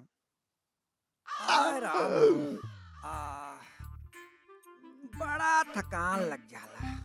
का करी, बाप है नू। जब तक बिटिया के ब्याह कई के डोली में ना बिठा दे, तब तक चैन कहाँ मिली बिंध्या के। हे भगवान, जल्दी से कौनो बर बता दी, हम अपना बिटिया के ब्याह कर दी। हे भगवान। अरे फुलवा बिटिया। हाँ बाबूजी, लाओ रे, आवतनी कपड़वा बहुत दुखता। ली बाबूजी चाय। आहा लाओ। अरे वाह, लाओ बिटिया लाओ। आप बढ़िया चाय बनोले बाबूजी जल्दी चाय पी ली ना, उ कपड़ा देवे के होखी। अरे पिए दा बिटिया, कितना दिन बाद ये अदरक वाली चाय मिलल ह। पिए दा पिए दा। कैसे उठाई बाबूजी के? बाबूजी जल्दी जल्दी पी ना। अच्छा चला चला, बहुत जल्दी बात हो रहा के। चला चला, लावा सब कपड़ा लावा, लावा जल्दी बांधा। चल चल जल्दी चल, ना तो चली सुजीत बाबूजी, बाबू इतनी की जल्दी डांट सुनने चली। की पड़ी। चल चल चल जल्दी चल।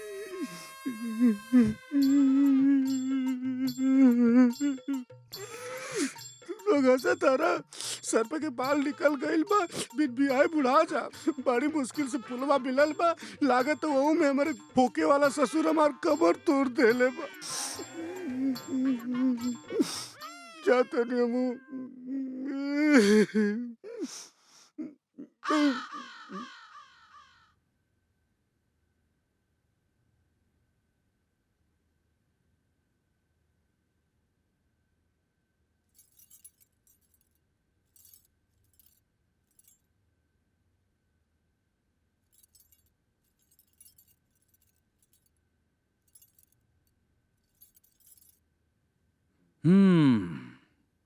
का हो, हमसे अभियो नाराज बाड़ू का?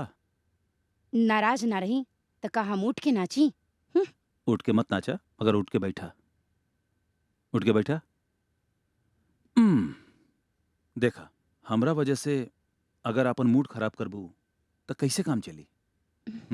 अच्छा एक बात सुना, तू जैसे कबू, जे तरह कबू वो तरह हमरा, पक्का? सच्चो?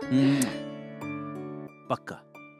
और एगो और ही बात, हमरे संग के सारे संगतिया सबके देखा, दू गो लड़का हो गइल बा उन लोगन के, और हमार देखी, हमके पहले से बच्चा बच्चा में इंटरेस्ट ना रहल, पर फिर भी हम सबके मान सम्मान खातिर एगो बेटी पैदा कर देनी।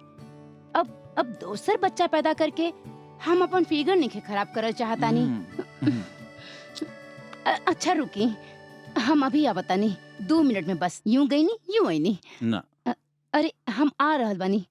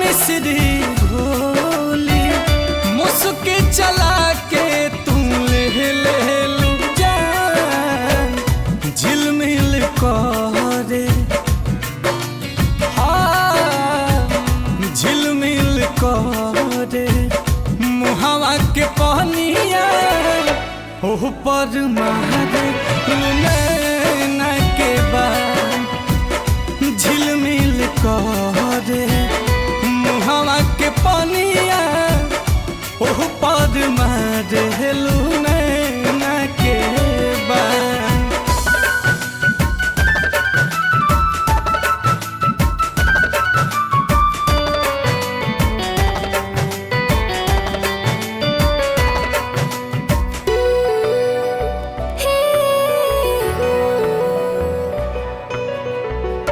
जाने जहान तू हऊ हमार हो, देखी जब तो हो के तो मिले करार हो।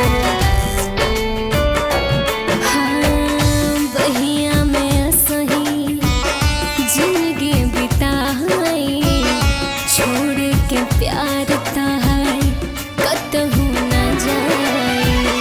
तोहरे से शुरू होला दिलवा के दुनिया, तहरा आगे फीका लागे आसमान।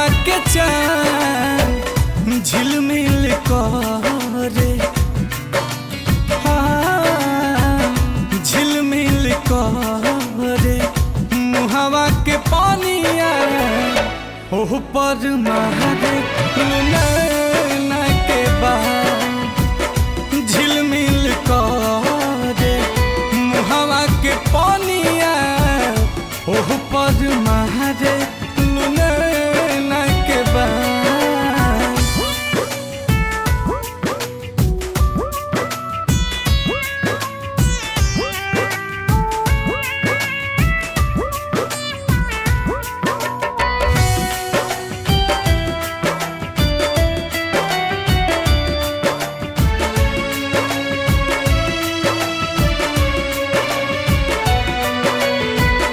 हर एक जन्म में तोहरे के पाई, तोहरे से बस हम नहीं लगाई।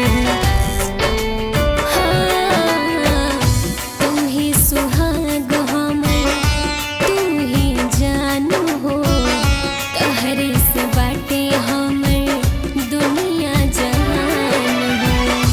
ऐसन रूप जैसे जाड़ा के धूप हो, और सही सजवले राखस तोहके भगवान झिलमिल करे, हाँ झिलमिल करे, मुहावा के पनिया ओह पर मारे नैना के बाद झिलमिल करे, मुहावा के पनिया ओह पर मारे नैना के बाद।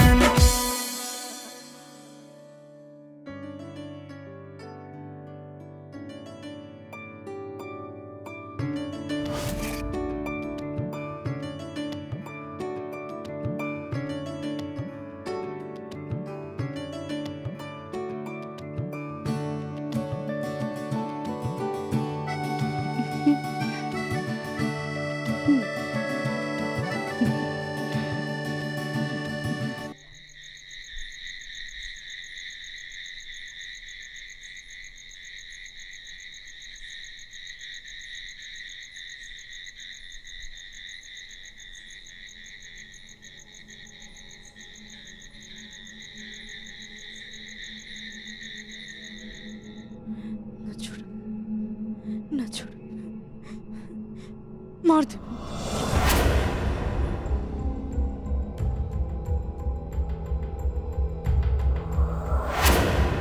ना छोड़, ना छोड़, ना छोड़, ना छोड़, मार दे, मार दे हम तोरा। किरण, मार दे, मार। किरण, किरण,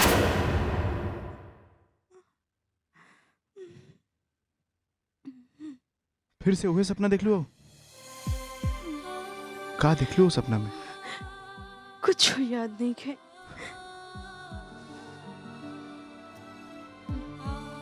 आओ।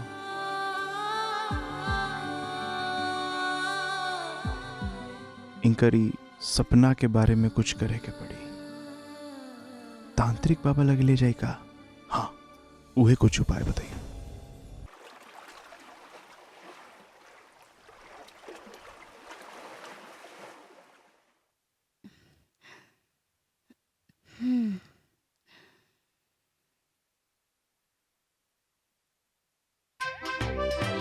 आई ना माँ जी।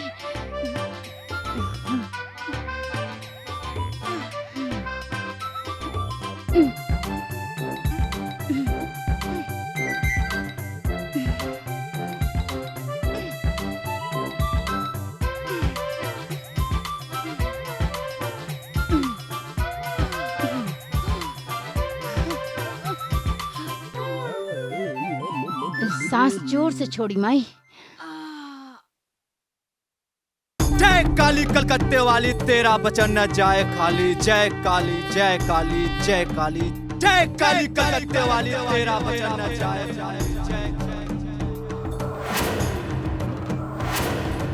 उठ, उठ, उठ। महारानी अभी तक सुतल बाड़ू अभी तक सुतल बाड़ू छोड़ दी ना छोड़ दी खाना के बनाई हमर तबीयत खराब है सासू मां तबीयत खराब है छोड़ दी कब से चाय के इंतजार कर सासू मां महारानी छोड़ दी मत जल्दी सोने खातिर चल सासू मां चल छोड़ी हमारी आंखें बच्चा ई तोहरे पिछले जन्म के करम बा जवन तू देखे लू। जब तू सास रहलू अपने बहू के बहुत सतावत रहलू। वह जन्म के पाप अब तो के ई जन्म में भोगे के पड़ रहल बा। बाबा एकर कोनो उपाय तो हुई? उपाय एकरा में बा। एकरा में मतलब संतान की प्राप्ति। जब तक संतान की प्राप्ति ना होई तब तक तू लोग के कष्ट दूर ना होई। जय काली कलकत्ते वाली तेरा बचन न जाए खाली। ईला बच्चा माँ के दरबार में जे भी आयल बा ओकर मन्नत जरूर पूरा भइल बा। माँ तुहार भी मन्नत पूरा करिए। जा। प्रणाम बाबा। प्रणाम बाबा। जय काली कलकत्ते वाली तेरा बचन न जाए खाली। जय काली जय काली जय काली जय काली कलकत्ते वाली तेरा बचन न जाए खाली। जय काली।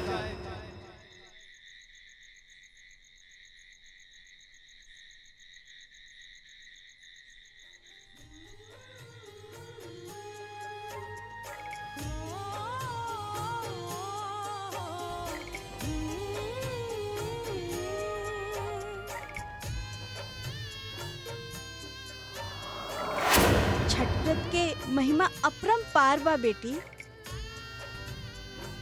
ओ कमलिया के ही देखला ओकरा ससुराल वाला सब ओकरा बाज बाज कह के घर से ही निकाल देले रहले। ओकरे बाद उहे कमलिया छठ व्रत रखली। आज ओकर दू गो बच्चा बा। अब हमरा ही देखला हमरा के तू छठ व्रत के कारण ही मिलने बाड़ू। अरे बिटिया छठी मैया के महिमा महान होला। सुहागन के सुहाग अमर होला। छठी मैया के व्रत करले से कोड़िन के सुंदर काया मिल जाला। निर्धन के धन मिल जाला। छठी मैया के आशीर्वाद से बांझिन के संतान प्राप्त होला। जय छठी मैया।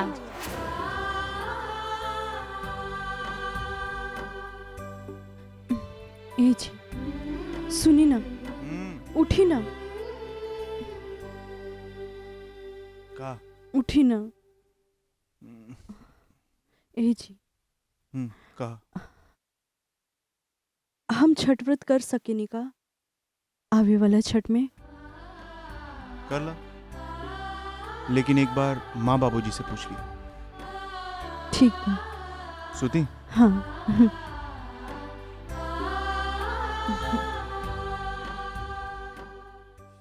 राम जानकी बैठे हैं मेरे सीने में। श्री राम जानकी बैठे हैं मेरे बाबूजी। हाँ बेटा। रवा से एगो बात पूछी? हाँ हाँ पूछा ना। ओ छठी मैया के व्रत करे के चाहता नहीं का हम कर सके? अरे हाँ हाँ काहे ना बेटा, ये तो बढ़िया बात करही के चाहिए। करा बिल्कुल करा।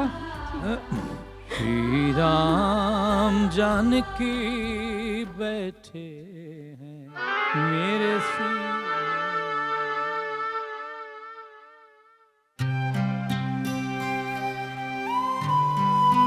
आओ भैया। चलो जल्दी। अच्छा बाबूजी चला तनी। प्रणाम। खुश रहो। अरे विदेश अपन ध्यान रखियो। बिल्कुल बाबूजी ध्यान रखो। चलो तनी माई। चलो भैया देर होता। अच्छा पीयू। हाँ अपन ख्याल रखिया। सबके ख्याल रखिया और अपन भी ख्याल रखिया। रहुआ भी। बाय, चला तनी। ए बबुआ, हाँ। पहुँच के जल्दी फोन कर दी हा। ठीक बा माई। हेलो, टिक टिक, mic testing.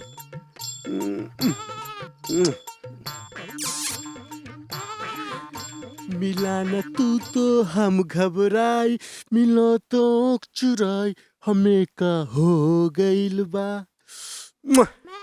Hello hello hello hello hello hello hello hello. ई हमरा काहे खातिर बोलेले बड़ो? जाने लू, आजकल रोमांटिक वीडियो बना के टिकटॉक पे डालना पे लोग बहुत बड़ा फेमस हो जाले और पैसा भी मिलेला। तो हमने के रोमांटिक वीडियो बना के टिकटॉक पे डाल जाए। अरे एकरा में देरी कोनो बात के, चलो बनावल जाए। ये हमार माइक है। तेरी मेरी प्रेम कहानी कैसे बढ़ेगी आगे जवानी।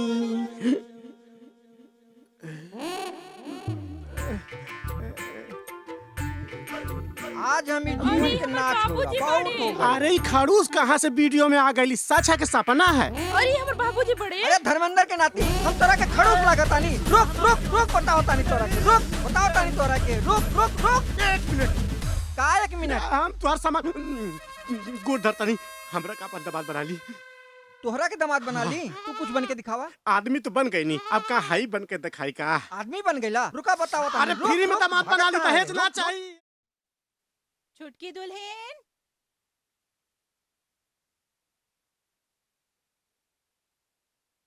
ए छुटकी दुल्हन, अरे जल्दी आवा।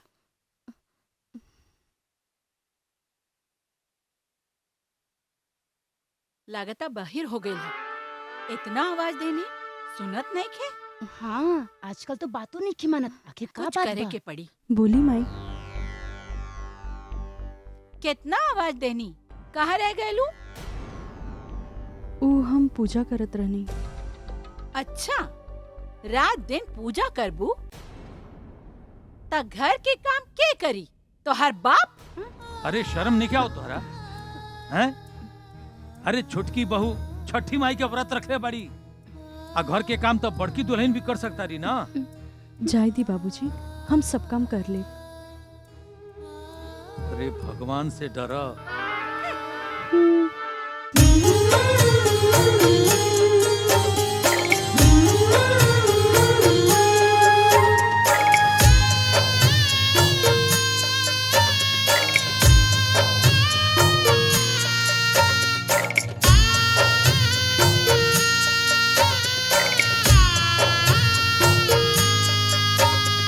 जोड़ा कल सपनारी घर चढ़ाइबो,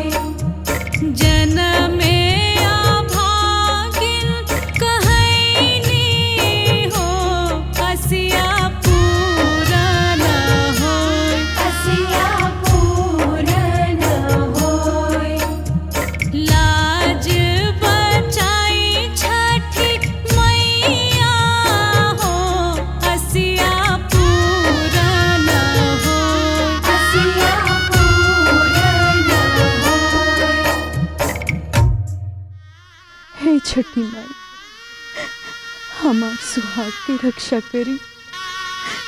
हमार सास हमार पति की दूसरा शादी करावे की चाहता नहीं। अगर राउर हमार कोख ना भरनी, हमरा के बच्चा ना भाई, तो हमार पति हमरा से दूर चल जाए। हे छठी माई हमार कोख भर दी माई, अपन भक्त की इज्जत रख ली माई।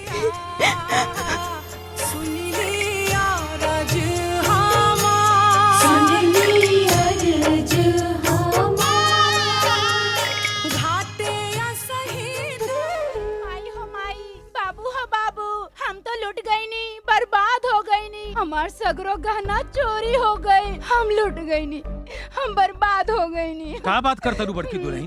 घर में चोरी क्या कर सकेला? अरे तू ठीक से देखो। हम सचो कहता नी, ये कैसे हो सकता? हमार सगरो गहना चोरी हो गए। हमार अलमीरा में एको को गहना नहीं खे माँ जी। बाबूजी हमके शक बा, हमके शक ना, हमके पूरा विश्वास बा कि हमार गहना किरण चुरौले बिया। कहाँ दीदी, हम तो छठी माई की पूजा करे गए रहनी। हाँ भाभी, ई तो हमरा संग ही रली है। ई चोरी कैसे कर सकेली? अच्छा ई बात बा, तो एक काम करी, चल के एक रूम में चेक करल जाए, तो अभी पता चल जाए कि छठी मैया के पुजारन ही चोर निकल ली। चली देख ली कमरा में।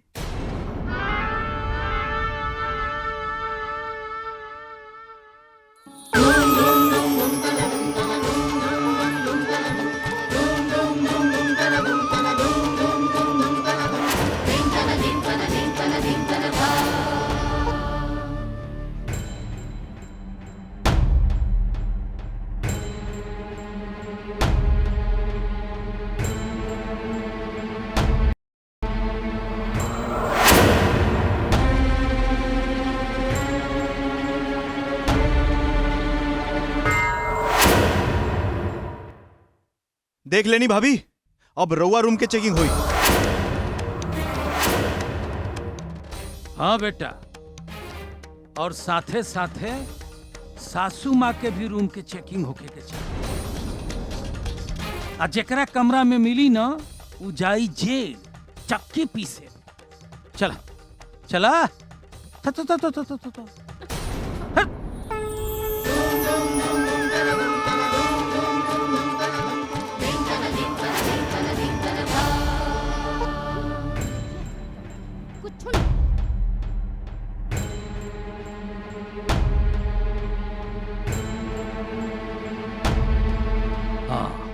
देख देख बेटा, देख देख कहाँ बा।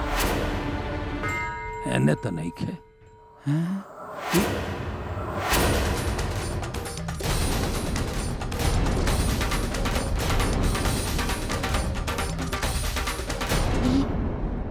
हमरा अलमारी में कैसे आ गई? तू हमरा के फंसा दे लू। हम तो किरण के अलमारी में रख ले रहनी, पता नहीं रउआ अलमारी में कैसे आ गई पोटली। अभी दोनों जानी में का घुसुर पुसुर होता? के चोरौले बा आपस में राय खोल लो। हम पुलिस के फोन करता नहीं। ना बाबूजी, जाई दी, पुलिस घर में आई तो बदनामी हमनी के हुई। खुद के घर में चोरी भइल बा, एहे में अपनी ही बदनामी बा। छठी माई की कृपा से गहना तब मिल गइल ना। जाई दी बाबूजी, माफ कर दी। सीख लो बहू से, एकरा के कहल जाला संस्कार, वो ईमानदारी से। चला किरण।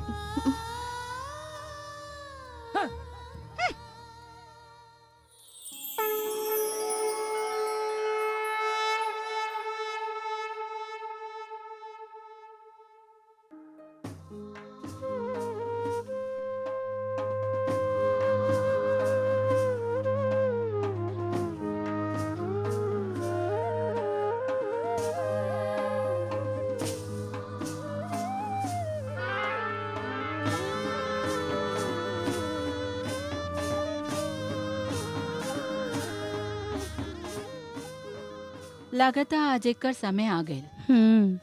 हाँ माई, लागत एक महीना खत्म हो गइल बा, कुछ करे के पड़ी। ना रही बांस और ना बजी बांसुरी। बेटा अमित। हाँ माँ। अरे बेटा अमित, हम तोहरा से कई बार कहले रानी ना, नाना जी के जमीन के बारे में केस चल रहल बा। हाँ हाँ हाँ हाँ हाँ? हाँ। वकील साहब के फोन आयल रहे, अच्छा। ओकर फैसला होखे वाला बा। तू जल्दी से कागजात लेके वकील साहब के दे दा, हाँ? और सारा मामला अच्छी तरह से समझ लिहा। ठीक बा माँ, कहिए जाए के बा? अभी बेटा जल्दी जाके तैयार हो जा। अभी? हाँ। ठीक बा, चल जाए। हाँ।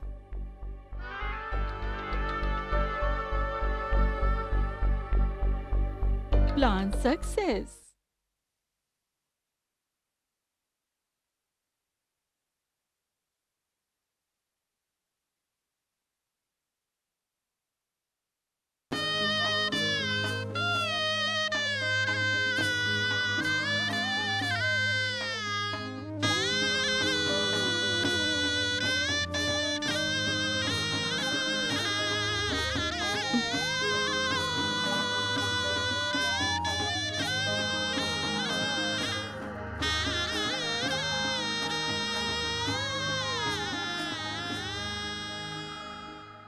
का इरादा बा? इरादा?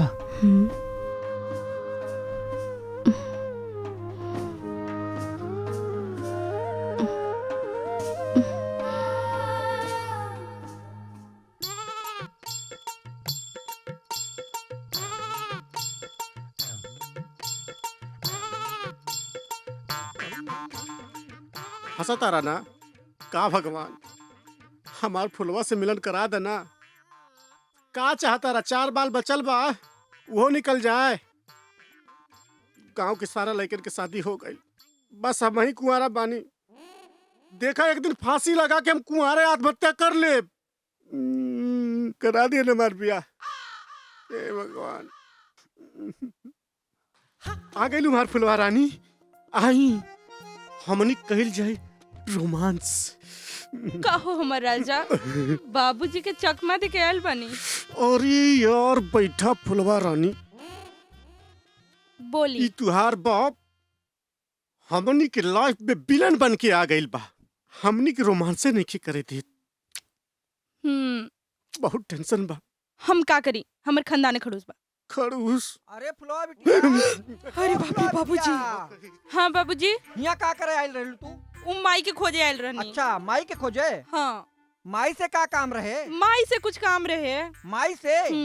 मिल ले लू माई से तो चला। ना अब चली। मिल ले लू ना? हाँ। तो चला, हमहू देखा तानी कौन माई आइल भी। अरे बाबूजी हमेशा तू तो एकदम सक्के करत रहेला। हमहू देख ली तोर माई कैसी। चली चली चली अरे चली। रुका, तोरा माई से मिल के आओ। ये खातिर तोर शक के वजह से ना माई छोड़ के चल गई। यही खातिर तू नहीं के माई ढूंढ ले लू।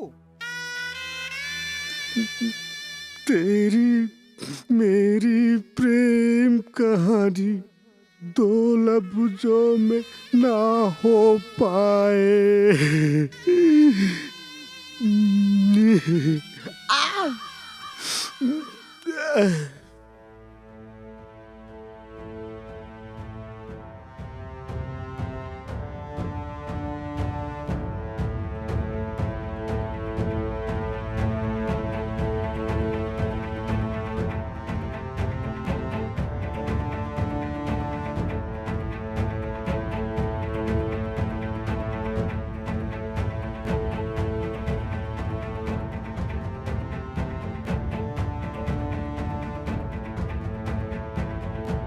बताओ 20 दिन हो गई, अमित का अभी कोनो खबर नहीं खे। रउआ चिंता मत करी, वकील साहब के फोन आइल रहे, सब ठीक बा। अरे का भइल बेटा? हे का भइल? का भइल? अरे हॉस्पिटल जाने की तैयारी करो। हाँ, हाँ। संभालो बेटा।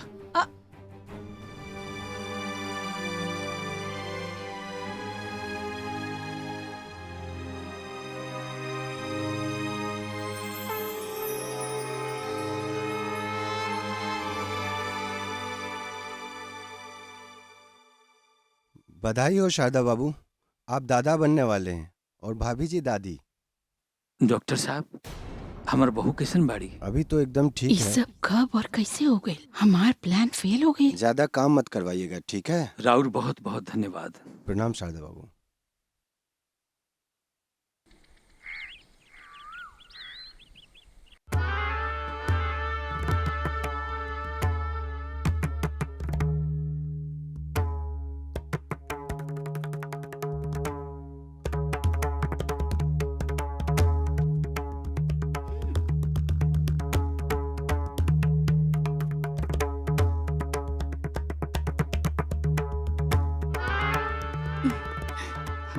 इली माई दूध रुआ दे दी। छुटकी दुल्हन किरण,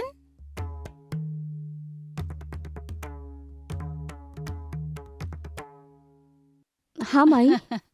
बेटा ई तरह खातिर दूध लाइल बानी, केसर पिस्ता बादाम वाला। बच्चा खातिर अच्छा रही ना? इला। हाँ किरण, हम चाहत बानी तुहार बच्चा एकदम तंदुरुस्त पैदा होके। हाँ हमहू चाहतानी। पीला पीला।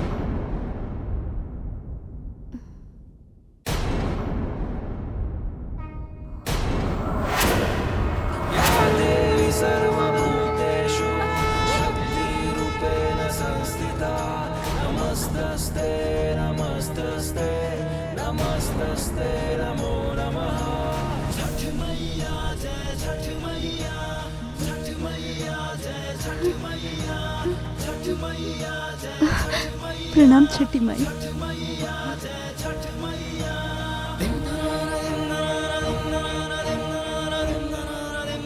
तुम नारी नहीं बल्कि नारी जाति के नाम पे कलंक हो। तुमने मेरे भक्त को इतने कष्ट दिए, मैं देखती रही, लेकिन आज तुमने इसके दूध में जहर मिलाकर इसे मारने की कोशिश की। अच्छा, तुमने एक बार भी नहीं सोचा कि इसके गर्भ में एक बच्चा पल रहा है?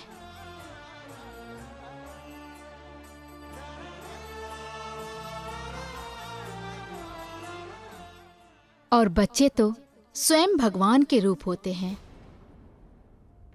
तुम्हारे इस कुकर्म के लिए मैं तुम्हें दंडित करके रहूंगी।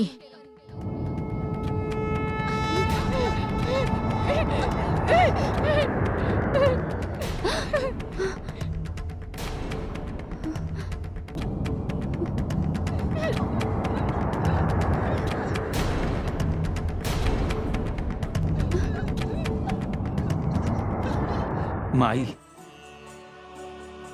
इलो यही लायक रहला, जैसन करनी वैसन भरनी।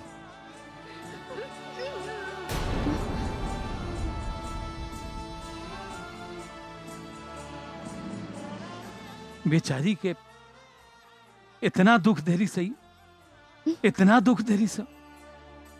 बिल्कुल सही के लिए बनी मैया, बिल्कुल सही।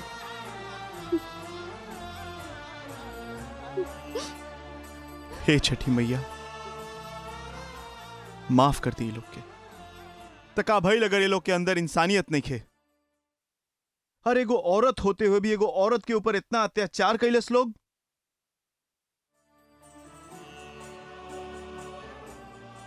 और ये बेचारी इतना अत्याचार सहते हुए भी कभी उफ तक ना कैलस।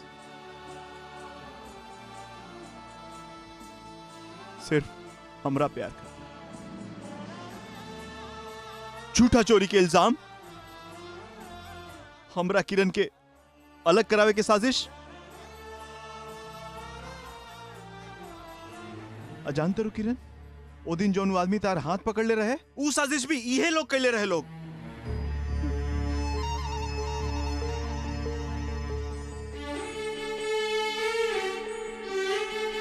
आज माँ, आज तू ई हद तक गिर गईलू कि इनकर जान लेवे चल गईलू,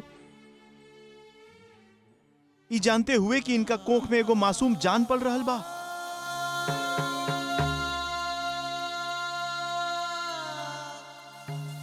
उ जान हमार खून हमा, तहार भी आपन खून। छी! हे छठी मैया, ये लोग के बुद्धि दी, हम माफ कर दी लोग के। नहीं, मैं इन्हें माफ नहीं करूंगी। अगर आज हम सही समय पर ना आए लती छठी माई तो हमके तो इहो सब पता न चलत। ई हमर माई और तू हमार मेहरारू। घिन आवता तू लोगन पर। माफ कर दी माई, आज सही समय पर आगे नहीं सब देख लेनी माई। तोहरा के बहुत ज्यादा अपना पैसा पे बहुत घमंड बाना और तू माई लोभी लालची पैसा से हमरा खरीद ले बड़ तू लोग। अगर आज छठी माई की कृपा न रहत तो हमके कुछ ना पता चली। घिन आवता एकरा से घटिया और कौनो काम ना मिलल तोनी लोगन के। माफ कर दी माई, माफ कर दी माई। माई, इनकरा के माफ करते माई, ये हमार विनती बा। नहीं, हम इन्हें दंड दे के रहेंगे ताकि हमारे किसी भी भक्त को कष्ट देने से पहले इनकी दुर्दशा ही लोगों के लिए सबक बनेगी। माई, ये हमार सासू माँ और जेठानी बड़ी, इनकरा के माफ कर दे माई। नहीं, ये इस लायक बिल्कुल नहीं है कि इन्हें माफ किया जाए। माई, इनकरा के माफ कर दी माई, ये हमार विनती बा। ठीक है, तुम्हारे कहने पर मैं इन्हें माफ करती हूँ। या देवी सर्वभूतेषु शक्तिरूपेण संस्थिता नमस्तस्ते नमस्तस्ते नमस्तस्ते नमो नमः। या देवी सर्वभूतेषु शक्तिरूपेण संस्थिता। छठ मैया जय छठ मैया, छठ मैया जय छठ मैया। प्रणाम छठी माई। जय छठ मैया, छठ मैया जय छठ मैया। हमरा से गलती हो गई। छठी मैया हमरा के माफ कर दी। हम ना समझ पानी कि हमरा परिवार के सबसे बड़ा धन और दहेज किरण बिया, छोटकी बहू तो हमरे घर की लक्ष्मी बिया। हे छठी माई, माफ कर दी हमरा के। दुनिया में नारी ही सबसे महान होती है और नारी का दर्जा सबसे ऊंचा होता है।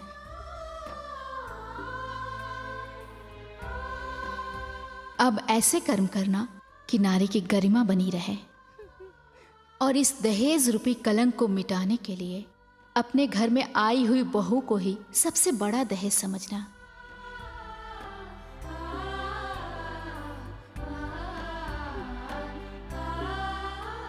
सदा सुखी रहो। जय छठी मैया।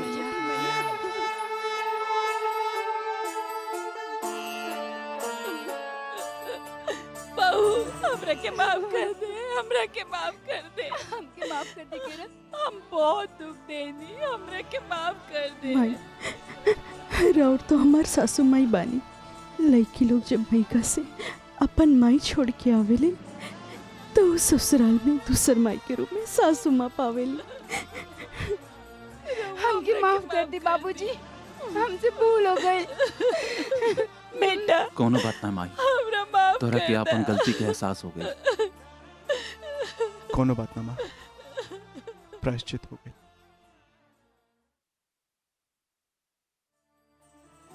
देखलू, हम दादा बन गए नी।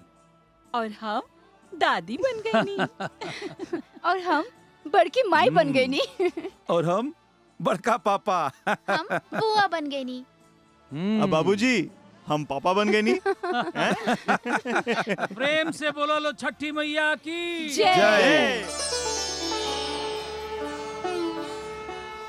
ई रहल छठी मैया के भक्त किरण के कहानी। सबे बोली छठी मैया की जय। जय।